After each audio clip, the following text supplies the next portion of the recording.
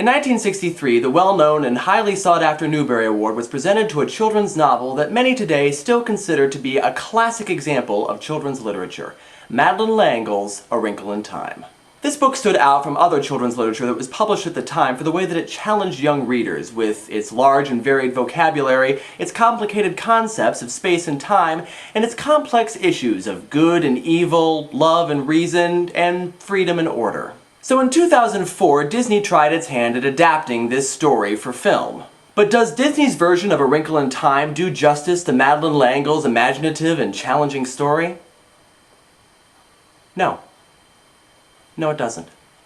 Every so often in the comparisons of books and movies, we will come across a book or a movie that is so obviously inferior to its cinematic or literary counterpart that it hardly seems worth it to do a full books versus movies review. For these instances, we have the reviews of shame. In these reviews, we will look at the inferior story, me, the Mad Hatter, looking at the movies, and my counterpart, regular Matt, looking at the books, and list the various reasons of why this version of the story just doesn't measure up. So without further ado, let's take a look at why Disney's A Wrinkle in Time just doesn't cut it.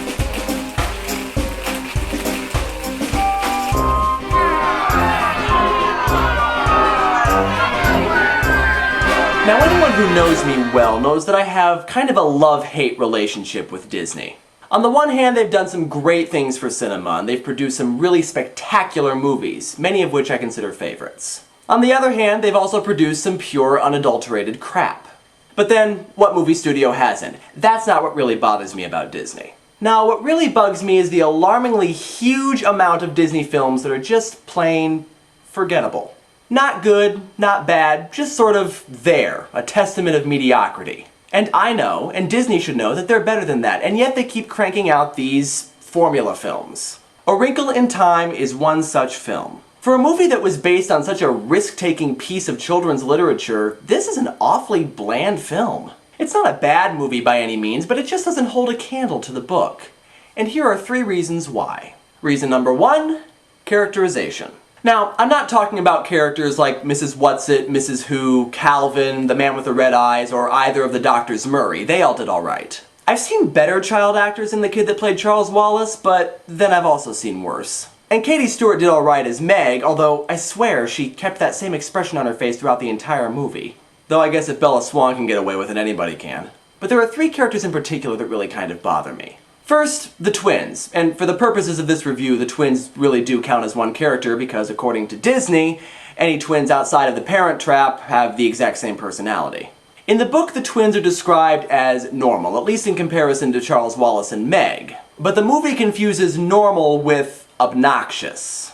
The twins are still perfectly likable in the book, loyal to the family, and they even offer to beat up anybody who makes fun of their siblings. The twins in the movie, however, have been reduced to your stereotypical obnoxious prepubescent boys. There's a similar problem with the happy medium. Now here the movie confuses happy and joyful with annoyingly manic. I mean, this doesn't look like someone who gets great joy out of life. He looks like someone in desperate need of psychological help. Possibly in the form of a straitjacket in a padded room. And then there's Mrs. Witch, who goes from being a wise, all-knowing entity with great faith in youths like Charles Wallace and Meg to a cranky old lady who doesn't think that kids can do anything.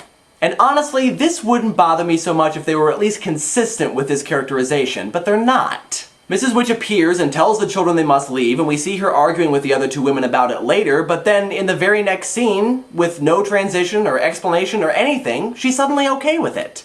And then, just as suddenly, she's not okay with it anymore. Pick a characterization and stick with it! Reason number 2, pacing. The pacing in this film is just plain awful. The movie is over 2 hours long, and this is not a 2-hour-long story. I don't even think it takes you that long to read the book. There are a lot of scenes thrown in here that really have no purpose. Like Calvin running off to distract the guards, getting himself captured, and then being rescued with no struggle, no consequences, nothing. A point would be nice, Disney. There's also this scene towards the beginning where Meg and Charles Wallace go to the haunted house to talk to Mrs. Whatsit, find that she's not there, and then run back home. That's 5 minutes of film time where we learned nothing and the plot wasn't forwarded one bit. There are also a number of scenes that are clearly there for the sole purpose of showing off very mediocre special effects. These tessering scenes go on for way too long and just are not that interesting or impressive to look at. And the flying scene, which also has no purpose since they can see the shadow clearly from the ground, seems to just be in the movie for the sole purpose of showing off Mrs. Whatsit's other, rather computerized form, which looks, well, quite frankly ridiculous. The climax also drags on for way too long, mainly because they took all the climactic encounters from the book, the encounter with the man with red eyes, the first encounter with it, the final encounter with it, and most of Meg's character growth, and tried to cram it all into one scene. Ironically, the one part of the movie that should move more slowly, the scene with Meg's healing, which also contains the majority of her character development, is just kind of glanced over. The dialogue is also off quite a bit. Scenes like the first encounter with Mrs. Whatsit and Charles Wallace's seduction to the ways of it just sound like everyone's shouting their lines randomly without connecting to the conversation. And there's also instances where there's huge gaps of silence in the dialogue for no reason. In fact, you know what it's like? It's like sitting in a high school theater production where not everyone is quite solid on their lines yet. So there's a lot of missed cues and a lot of people saying their lines randomly with really no regard for the structure of the dialogue. The only difference is that rather than being a high school theater production, this is, you know, a professionally made movie. And reason number 3, subtlety.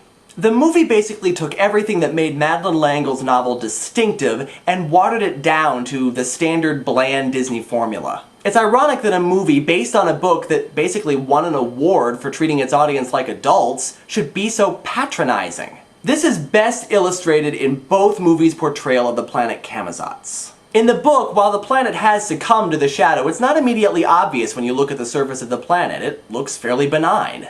The only clue that anything evil has happened here is how frightened and rigidly obedient the people of Camazotz are to it. Whereas in the movie, gee, I wonder if this is the evil planet. And then there's the final victory, where Meg discovers that the one thing that she has that it does not is love, and uses this power to free Charles Wallace. In the book, that's all she's able to do. She frees Charles Wallace from it, and gets him and her father back home safe and sound. She doesn't defeat it, she doesn't drive back the shadow from Camazotz, and she doesn't make some cliché-ridden speech to the people of the town. She just gets her brother back, and that's enough. But that, of course, is not good enough for the Disney formula, and so the power of love is not only enough to get her brother back, but also to completely overpower and defeat it. This is the same shadow that it took a freaking sun exploding to drive back. And then, as if this movie hasn't insulted our intelligence enough, as if it wasn't enough to hear Meg say, "I love you, Charles Wallace," over and over,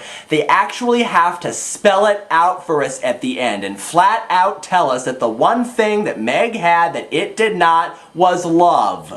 Yeah, I don't know, Disney. I still don't quite get it. Are you sure you don't want to throw in some visual aid so that my puny little brain can comprehend? So that's Disney's A Wrinkle in Time, and as I said before, it's not a bad movie, but it's not a good one either. It's strictly mediocre in its telling of the story. My advice, if you really want to experience this story, read the book.